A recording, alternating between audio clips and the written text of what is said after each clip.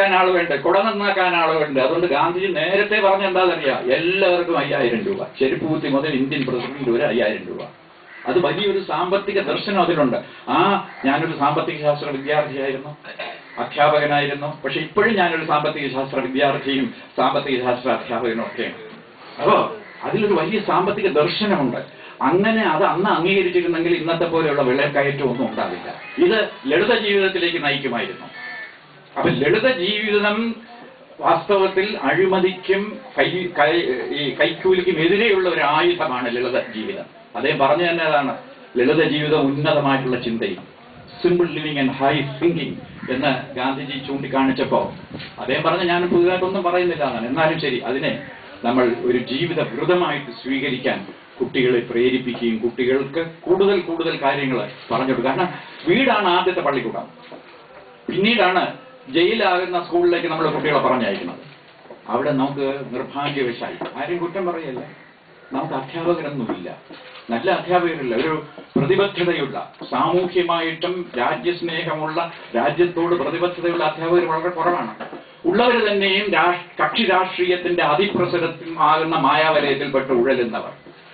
നമുക്ക് അധ്യാപകരില്ല, നല്ല അധ്യാപകർ വേണം, പ്രതിബദ്ധതയുള്ള ഒരു കമ്മിറ്റ്മെന്റ് ഉള്ളവർ വേണം, ആശയവിനിമയം നടത്താനായിട്ടുള്ള നൈപുണ്യങ്ങൾ ഉള്ളവർ വേണം, കമ്മ്യൂണിക്കേഷൻ സ്കിൽ വേണം. അതുപോലെ തന്നെ സൗഹൃദത്തോടുകൂടി, കോമറേഡ്ഷിപ്പ്, സൗഹൃദത്തോടുകൂടി കുട്ടികളോട് പെരുമാറുന്ന അധ്യാപകർ വേണം. ഇതൊന്നും നമുക്കിന്നില്ല. അധ്യാപകന് എന്നും ഒരു വിദ്യാർത്ഥി ആയിരിക്കണം, ധാരാളം കാര്യങ്ങൾ പഠിക്കുകയും അത് അടുത്ത തലമുറയ്ക്ക് പകർന്നു കൊടുക്കും. ഇതുപോലെ തന്നെയാണ് രക്ഷകർത്താക്കളും, അവരും അധ്യാപകരാണ്. അമ്മയാണ് വൈസ് ചാൻസലർ, അച്ഛൻ ഫിനാൻഷ്യൽ ഓഫീസറാണ്, ഒന്നും ശ്രദ്ധിക്കില്ല. അപ്പൊ അമ്മമാര് നല്ല വിദ്യാഭ്യാസം ലഭിച്ചവര്, വിദ്യാഭ്യാസം കോളേജിൽ പോയി പഠിക്കണമെന്നല്ല. ഞങ്ങൾക്കൊക്കെ മുത്തച്ഛിമാരും വല്യമ്മമാരും എൻ്റെ അമ്മയൊക്കെ ഉണ്ടായിരുന്നു. അമ്മ നല്ലതുപോലെ മലയാളം എഴുതുമായിരുന്നു, മലയാളം സംസാരിക്കുമായിരുന്നു, സംസ്കൃതം അറിയായിരുന്നു, തമിഴ് അറിയാമായിരുന്നു. അമ്മ മിഡിൽ സ്കൂളാണ് പഴയ, അതുകൊണ്ട് ചെറുതായിട്ട് ഇംഗ്ലീഷൊക്കെ അറിയായിരുന്നു. എൻ്റെ മുത്തശ്ശി പഴയ മലയാളം 7ാം ക്ലാസ്സാണ്, സംസ്കൃതവും മലയാളം നല്ലതുപോലെ അറിയാം. ഞങ്ങളുടെ പ്രദേശത്തുള്ള ലൈബ്രറിയുടെ സർവ്വ പുസ്തകങ്ങൾ അവർ വായിച്ചിട്ടുണ്ട്, കാരണം ഞാനാണ് പുസ്തകങ്ങൾ എടുത്തുള്ളൂ. അങ്ങനെയാണ് എനിക്കും ഒരു വായനാശീലം ഒക്കെ കിട്ടിയത്. ഇന്ന് അതൊന്നുമില്ല.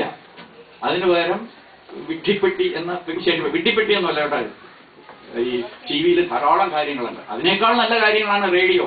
റേഡിയോ പ്രേമിയാണ് ഞാൻ. ഇന്നത്തെ സ്കൂളിൽ ചോദിച്ചു എത്ര പേര് റേഡിയോ കണ്ടിട്ടുണ്ടെന്ന്. 4 പേര് മാത്രം കൈവക്കി. ഇവ റേഡിയോ ഇല്ല. റേഡിയോയിലാണ് ഏറ്റവും നല്ല പരിപാടികൾ വരുന്നത്. അപ്പൊ റേഡിയോയിൽ വരുന്ന 9:15 മുതൽ രാത്രി 9 മുതൽ 9:15 വരുന്ന ഇംഗ്ലീഷ് ന്യൂസ് ബുള്ളറ്റിൻ നല്ല ഇംഗ്ലീഷാണ്.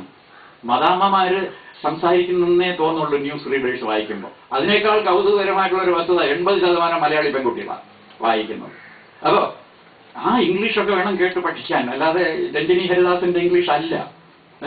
അപ്പൊ നമ്മൾ അങ്ങനെയൊക്കെ കുട്ടികളെ ഒന്ന് പരിശീലിപ്പിക്കുക, അതൊക്കെ കേൾക്കണം കുട്ടികൾ.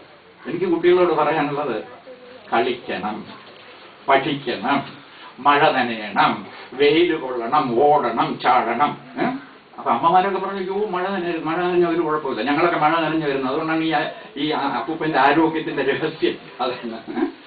പിന്നെ കഴിയുന്നിടത്തോളം സസ്യഭുക്കുകളായിരിക്കണം, കഴിയുന്നിടത്തോളം. പറഞ്ഞിട്ട് വലിയ കാര്യമൊന്നുമില്ല, എന്നാലും ശരി.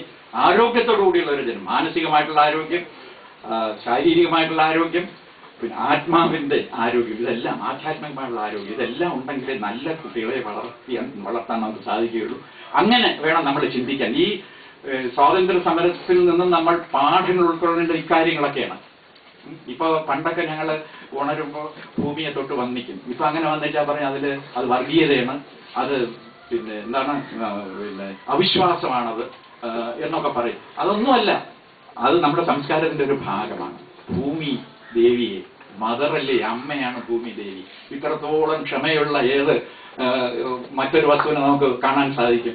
ആരെന്ത് ചെയ്തിരുന്നാൽ അതെല്ലാം സഹിക്കും, ഇല്ലേ? ഭൂമി ദേവി അതുപോലെയാണ്. അതുകൊണ്ടാണ് അതിനെ വന്ദിക്കുന്നതും ഒക്കെ. ഭൂമി ഇല്ലെങ്കിൽ നമുക്ക് ജീവിതമില്ല.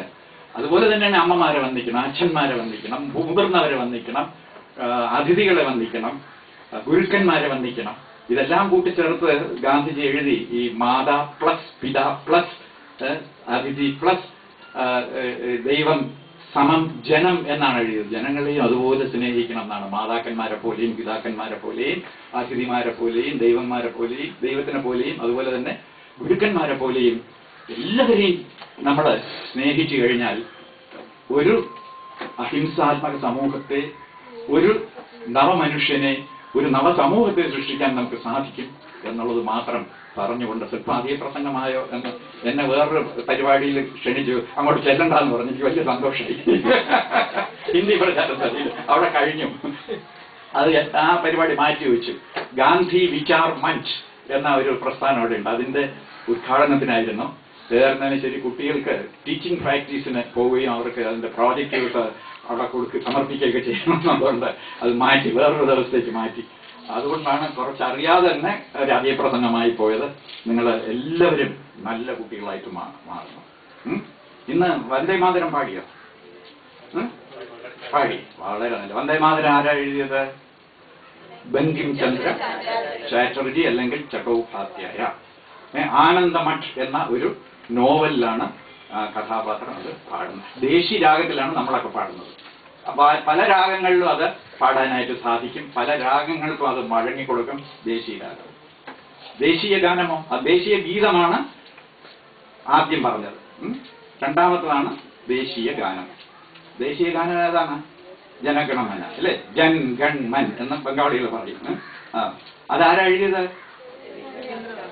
വിശ്വമഹാകവിയായിരുന്ന നൊബേൽ സമ്മാനാർഹനായ ഇന്ത്യക്കാരനായ ബംഗാളിയായ രവീന്ദ്രനാഥ് ടാഗോറാണത് എഴുതിയത്. 5 പാദങ്ങളുണ്ട്. ആദ്യത്തെ ഒരു പാദമാണ് നമ്മൾ പാടാറുള്ളത്. അത് ശങ്കരാഭരണത്തിൽ അധിഷ്ഠിതമാണ്. അത് ആദ്യം ഈ ശങ്കരാഭരണത്തിൽ ഒതുക്കി നിർത്തി പാടിയത് ബംഗാളിലെ ഏറ്റവും പ്രശസ്തനായിട്ടുള്ള ഒരു സംഗീതജ്ഞനുണ്ടായിരുന്നു. നിങ്ങളൊക്കെ എന്റെ തലമുറയിൽപ്പെട്ടവർക്കൊക്കെ അറിയാം. അദ്ദേഹം ഹിന്ദി സിനിമയിലും പാടിയിരുന്നു, സംഗീത സംവിധാനം ചെയ്തിരുന്നു. പങ്കജ് മല്ലിക്. അപ്പോ അദ്ദേഹമാണ് അതിനെ ഈ ഈണം നൽകി ഈ രൂപത്തിൽ അവതരിപ്പിച്ചത്. ഏതാണ്ട് അതേ രൂപത്തിൽ തന്നെ കുറച്ച് വ്യത്യാസപ്പെടുത്തി രവീന്ദ്രനാഥ് ടാഗോറും പാടിയിരുന്നു. നല്ല ഒന്നാമതര സംഗീതജ്ഞനായിരുന്നു രവീന്ദ്രനാഥ് ടാഗോർ. ഗാനങ്ങൾ എഴുതിയിട്ടുണ്ട്, ലളിതഗാനങ്ങൾ എഴുതിയിട്ടുണ്ട്, കവിതകൾ എഴുതിയിട്ടുണ്ട്, ശാസ്ത്രീയ സംഗീതം രചിച്ചിട്ടുണ്ട്. അങ്ങനെ ബംഗാളിൽ തന്നെ രവീന്ദ്ര സംഗീത് എന്ന ഒരു ശാസ്ത്രീയ സംഗീത ശാഖ തന്നെയുണ്ട്. ബംഗാളിലെ എല്ലാ പെൺകുട്ടികളും ഇത് അറിഞ്ഞിരിക്കണമെന്നാണ്. അത് അറിഞ്ഞിട്ടില്ലെങ്കിൽ കല്യാണം നടക്കില്ല. കല്യാണം കഴിക്കാൻ ഞങ്ങൾ ആദ്യം ചോദിക്കുന്നത് രവീന്ദ്ര സംഗീത് അറിയാമോ, ഒന്ന് പാടണമെന്നാണ്. അത്രയ്ക്ക് ഇതുമായിട്ട് താതാത്മ്യം പ്രാപിച്ചവരാണ്. ഏതായിരുന്നാലും ശരി, നമ്മൾ ഇതൊക്കെ പാടണം. ധാരാളം ദേശഭക്തി ഗാനങ്ങളുണ്ട്. ഇവിടെ അടുത്ത് ഒരു മുടുക്കുണ്ട്. മുടുക്കിന്റെ ഉള്ളിലേക്ക് അങ്ങ് ചെല്ലുമ്പോൾ മഹാത്മാലയം എന്നുള്ള ഒരു വീടുണ്ട്. എത്ര പേരൊക്കെ അത് അറിയാമെന്നറിയില്ല. അവിടെ അംശി നാരായണപിള്ള ഉണ്ടായിരുന്നു. അദ്ദേഹം ഒരു പത്രവും നടത്തിയിരുന്നു, മഹാത്മാ. അദ്ദേഹം എഴുതിയതാണ് വരിക വരിക സഹചരി എന്നുള്ള ഗാനം. അദ്ദേഹം അതിപ്രശസ്തനായിട്ടുള്ള ഒരു സ്വാതന്ത്ര്യ സമര സേനാനിയായിരുന്നു. അപ്പൊ ഇതൊക്കെ നമ്മൾ അറിയാം. നിങ്ങളുടെ അടുത്ത് തന്നെ ഉണ്ട്, ഇത് തന്നെ ഉണ്ടല്ലോ സംഗീത കോളേജ്. എത്രയോ വർഷത്തിന് മുമ്പ് തുടങ്ങിയതാണ്. ഞങ്ങളൊക്കെ, ഞാനിവിടെ ഇന്റർമീഡിയറ്റ് കോളേജ്, അന്ന് +2 കോളേജാണ്, പിന്നീടാണ് അത് ഡിഗ്രിയൊക്കെ അവിടെ വന്നത്. ഞങ്ങൾക്കൊക്കെ ഫ്രീ ഉള്ളപ്പോൾ ഞങ്ങൾ അവിടെ വന്നിരുന്ന് കേൾക്കുന്നു. അന്ന് ആ പഴയ ബിൽഡിംഗ് മാത്രമേ ഉള്ളൂ. അതിപ്രശസ്തരായിട്ടുള്ള ആൾക്കാരാണ് അന്ന് അവിടെ പിന്നെ കുട്ടികളെ പഠിപ്പിച്ചിരുന്നത്. അപ്പൊ അവർ പഠിപ്പിക്കുന്ന ആ പാട്ടൊക്കെ കേട്ട് ഞങ്ങളവിടെ ഇരുന്ന് ആസ്വദിക്കുമായിരുന്നു. വെള്ളടിക്കുന്നതിനൊക്കെ ഓടും അടുത്ത പീരീഡിലേക്ക്. അപ്പൊ ഇത് വാസ്തവം പറഞ്ഞ ഒരു സാംസ്കാരിക കേന്ദ്രം കൂടിയാണ്. തൃശ്ശൂരിനെയും സാംസ്കാരിക തലസ്ഥാനം എന്ന് വിളിക്കുന്ന പോലെ ഇവിടുത്തെ ഒരു സാംസ്കാരിക കേന്ദ്രം തന്നെയായിരുന്നു. കോളേജ്, പിന്നെ സ്കൂളുകള് ഒക്കെയുള്ള ഒരു സ്ഥലം. അപ്പോ അങ്ങനെ ഒരു നല്ല അന്തരീക്ഷത്തിലാണ് നിങ്ങളെല്ലാവരും ജീവിക്കുന്നത്. എല്ലാവരും ഏകോദര സഹോദരങ്ങളെ പോലെ പരസ്പരം സ്നേഹിച്ച്, പരസ്പരം സഹായിച്ച്, പരസ്പരം ഏകോദര സഹോദരങ്ങളെ പോലെ ജീവിച്ച് ഈ നാട്ടിലെ സന്തോഷവും സമാധാനവും സംതൃപ്തിയും സന്തുഷ്ടിയും കെട്ടിപ്പടുക്കണം എന്ന മാത്രമേ ഒരു സന്ദേശമായിട്ട് എനിക്ക് നൽകാനുള്ളൂ. നിങ്ങളുടെ ഈ ഇന്നത്തെ പരിപാടി വളരെ താമസിച്ചാണെങ്കിലും മാപ്പ് അപേക്ഷിച്ചുകൊണ്ട് നിങ്ങളുടെ എല്ലാവരുടെയും അനുഗ്രഹത്തോടുകൂടി ഉദ്ഘാടനം ചെയ്തതായിട്ട് ഞാൻ പ്രഖ്യാപിക്കുന്നു. എന്നെ ഏൽപ്പിച്ചിരിക്കുന്ന ഒരു കർത്തവ്യം കൂടി ഉണ്ട്. ഹരികുമാറിനൊക്കെ വളരെ വളരെ നന്ദി കൂടുതലായിട്ട് പറയണം. കാരണം